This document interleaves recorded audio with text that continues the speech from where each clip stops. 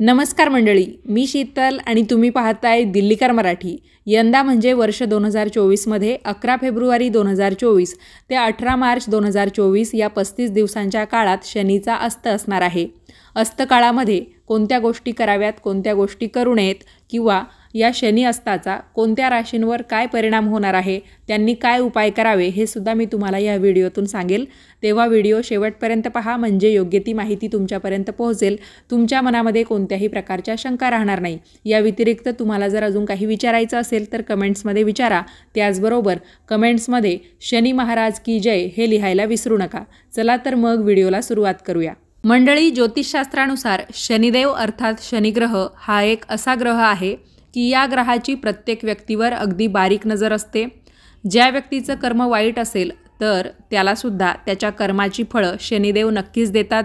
जी व्यक्ती चांगली कर्म करते, चांगली कृत्य करते तर त्याच्यावर शनिदेव अगदी लवकर प्रसन्न होतात। त्याच्यावर कोणत्याही प्रकारचं संकट कधीही येऊ देत नाही। म्हणूनच शनिदेवांना न्यायाची देवता म्हणून ओळखलं जातं। न्यायप्रिय असे शनिदेव थोडेसे क्रूर आणि तापड स्वभावाचे आहे। भगवान सूर्यदेव आणि त्यांची पत्नी छाया यांचे पुत्र म्हणून शनिदेवांकडे बघितलं जातं। तर या शनिदेवांचा आता 11 फेब्रुवारी 2024 पासून 18 मार्च 2024 पर्यंत अस्त होणार आहे। तुम्हा सर्वांना माहितीच आहे की पौष महिना हा सूर्यदेवांच्या पूजेचा महिना म्हणून ओळखला जातो। त्याचबरोबर माघ महिन्यामध्ये येते रथसप्तमी। तर रथसप्तमीचा जो काही सण असतो किंवा जी काही पूजा अर्चा आपण करतो ती एकाच दिवशी करत असलो तरी पण रथसप्तमीचा कालावधी संपूर्णतः 7 दिवसांचा असतो। माघ शुक्ल प्रतिपदा ते माघ शुक्ल सप्तमी हे संपूर्ण 7 दिवस सूर्यपूजेचे असतात किंवा बरेच जण या दिवसांमध्ये व्रतसुद्धा करतात। म्हणूनच 11 फेब्रुवारी 2024 यामध्ये काही पौष महिन्याचे दिवस असतील ते 18 मार्च 2024 यामध्ये माघ महिन्याचे सुद्धा काही दिवस असतील आणि असे संपूर्णतः 35 दिवस हा शनिदेवांचा किंवा शनिग्रहाचा अस्त असणार आहे। तर जेव्हा जेव्हा असे वेगवेगळ्या ग्रहांचे अस्त तयार होतात तेव्हा तेव्हा त्या ग्रहांच्या राशींवर सुद्धा त्या अस्ताचा परिणाम होत असतो। मग साहजिक ज्या व्यक्तींच्या राशी या असतील तर त्या व्यक्तींच्या जीवनावर सुद्धा त्या अस्ताचा परिणाम नक्कीच होतो। आता मी तुम्हाला अस्त म्हणजे काय ते समजावून सांगते। तर ज्योतिषशास्त्रानुसार जेव्हा एखादा ग्रह सूर्याच्या अगदी जवळ येतो तर सूर्याच्या प्रभावामुळे त्या ग्रहाचा प्रभाव कमी होतो आणि तो ग्रह अस्ताला गेलेला आहे असं म्हटलं जातं। सर्वांना हेही नक्कीच माहिती असेल की सूर्य हा एक तारा आहे, सर्वात प्रभावी तारा म्हणून सूर्याकडे बघितलं जातं आणि तेजस्वी तारा असल्यामुळे साहजिक सूर्याची जी काही शक्ती आहे ती इतर ग्रहांपेक्षा जास्त आहे। मग यावेळेस काय झालेलं आहे की सूर्याच्या अगदी जवळ शनिग्रह आलेला आहे आणि शनीचा अस्त तयार झालेला आहे। तर हा जो अस्त आहे तो 11 फेब्रुवारीला सुरू होईल आणि पुन्हा 18 मार्चला शनिदेव जे आहेत ते आपल्या मूळ प्रभावात येतील, म्हणजेच काय शनिग्रहाचा पुन्हा उदय होईल। तर या वेळेला शनिदेव आपल्याच म्हणजे कुंभ राशीमध्ये 35 दिवसांकरिता अस्ताला जातील आणि बाकी 5 राशींवर सुद्धा याचा परिणाम होणार आहे। तर त्या राशी कोणत्या हेही मी तुम्हाला सांगते, पण त्यापूर्वी मला तुम्हाला हे सांगायचं आहे, जेव्हा जेव्हा असा राशींचा विषय येतो तेव्हा बऱ्याच जणांना आपली रास कोणती हे ठरवणं कळत नाही। तर आपल्या जन्मनावावरून आपली रास पाहायची असते। आपल्या दैनंदिन जीवनातलं नाव वेगळं असतं आणि आपलं जन्मनाव वेगळं असतं। शक्यतो जन्मनाव जे आहे ते आपल्या दैनंदिन जीवनामध्ये वापरलं जात नाही। त्यामुळे तुम्हाला तुमचं जन्मनाव माहिती असणं खूप आवश्यक आहे आणि त्यानुसार तुमच्या राशी जर या अस्तामधल्या राशींपैकी असतील तर त्यानुसार तुम्ही नियम पाळायचे आहे। तर सर्वात पहिली रास आहे कन्या रास। शनीच्या अस्तकाळामध्ये कन्या राशीच्या जातकांना आरोग्याच्या समस्या तयार होऊ शकतात। त्यातल्या त्यात पोटाचे विकार तुम्हाला जास्त त्रास देतील। त्यामुळे अस्तकाळात तुम्ही तुमच्या तब्येतीची काळजी घेणं खूप आवश्यक आहे।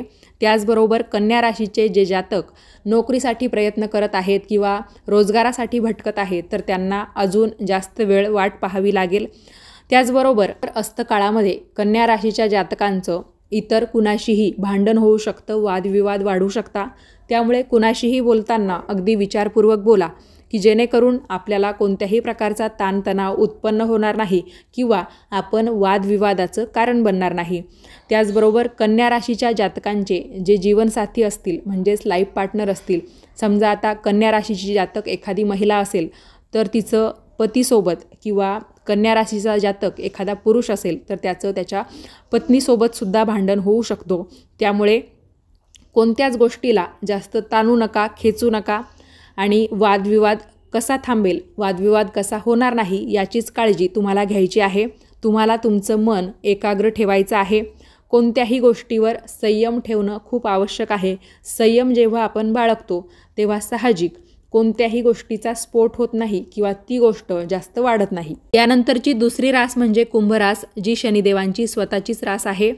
आणि शनिदेव जर कुंभ राशीमध्येच अस्ताला जाणार असतील तर साहजिक कुंभ राशीचे जे जातक असतील त्यांच्यावर सुद्धा याचा नकारात्मक प्रभाव पडणार आहे. कुंभ राशीच्या जातकांचा वाईट काळ सुरू होणार आहे. आणि आधीच कुंभ राशीवर शनिदेवांचा 7.5चा प्रभाव चालू आहे. जर तुम्ही वाहन चालवत असाल तर तुम्हाला ते सावधगिरीने चालवायचं आहे, सावकाश चालवायचं आहे. यामध्ये दुर्घटना होऊ शकतात अस्तकाळामध्ये जर तुम्ही वाहन काळजीपूर्वक चालवलं नाही तर. त्याच्यामुळे काळजी घेतलेली कधीही चांगलं. त्याचबरोबर कारण नसताना कुणाच्याही वादविवादात पडू नका आणि कोर्ट कचेरीच्या सुद्धा भानगडीत पडायचं नाही आहे. यानंतरची तिसरी रास आहे मीन रास. मीन राशीच्या जातकांवर सुद्धा शनी अस्ताचा प्रभाव पडणार आहे. शनीची कुदृष्टी पडण्याची शक्यता आहे.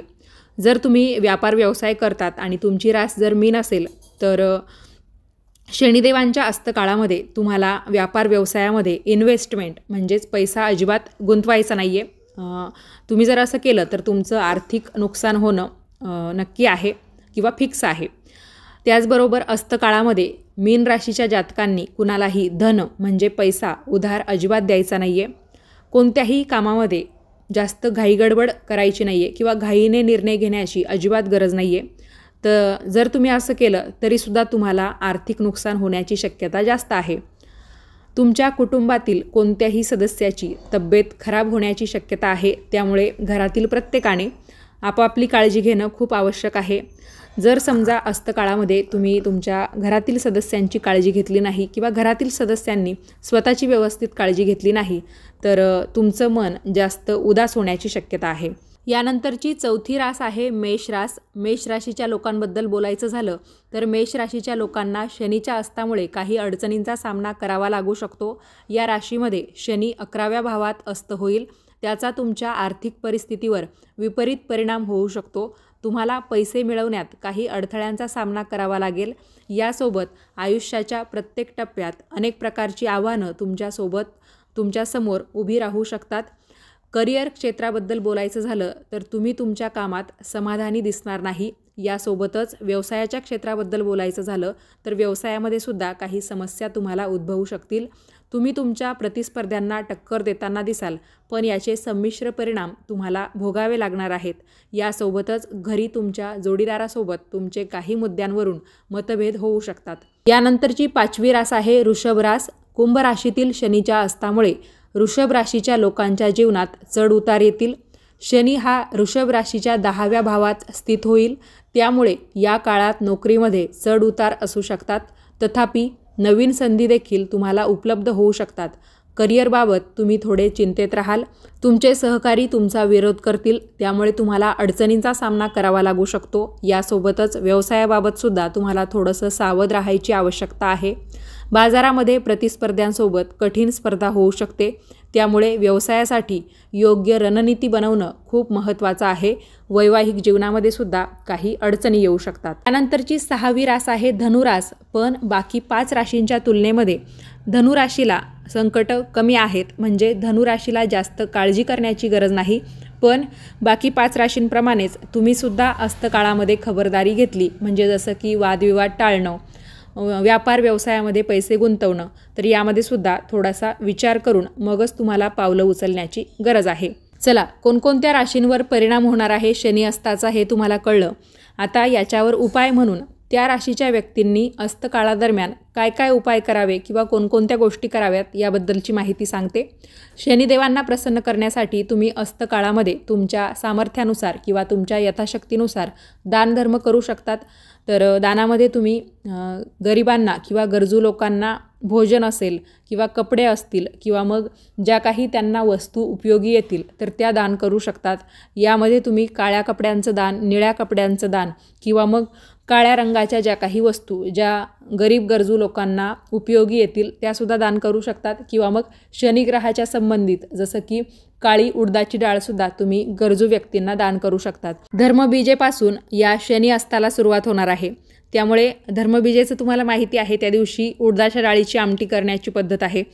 तर समजा तुम्ही ती घरीच बनवली आणि ज्यांना खरंच अन्न पाण्याची गरज आहे, ज्यांना 2 वेळचं अन्नसुद्धा लवकर मिळत नाही किंवा त्यासाठी खूप झगडावं लागतं, तर अशा व्यक्तींना तुम्ही उडदाच्या डाळीची आमटी त्याचबरोबर बाजरीची भाकरी नक्कीच दान करू शकता. त्यामुळे शनिदेव तुमच्यावर प्रसन्न होतील आणि अस्ताचा जो काही वाईट प्रभाव आहे त्यापासूनसुद्धा तुमची काही प्रमाणात का होईना नक्कीच सुटका होईल.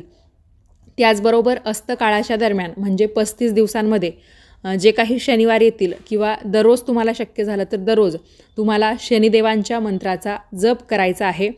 शनिदेवांचा मंत्र असा आहे, ओम शम शैनेश्चराय नमः. त्याचबरोबर या 35 दिवसांच्या काळात तुम्ही दर शनिवारी शनिदेवांच्या मंदिरात जाऊ शकतात.